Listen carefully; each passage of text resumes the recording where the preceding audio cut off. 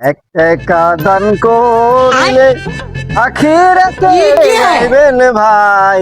ভাই কয়টা টাকা ভিক্ষা দিয়া দেন না ভাই, ভিক্ষা খাওয়া ভাই। দেন ভাই দেন, 1 টাকা দিলে 70 টাকা সব পাই দেন। আল্লাহ আপনারা ধন দিছে, কিন্তু আমার মন দেয় না আল্লাহ। দেন এই যে ধরো এটা নিয়ে রাখো, একটু দোয়া টোয়া করে দিও। আচ্ছা ভাই ঠিক আছে। আবার বলে যে আমার চেয়ে বেশি করে। এই ভাই রে আবার ডাকছে, ডাকছে দিগান ভাই, দোয়া করে দিবে দিমনে দর করে তোমারে।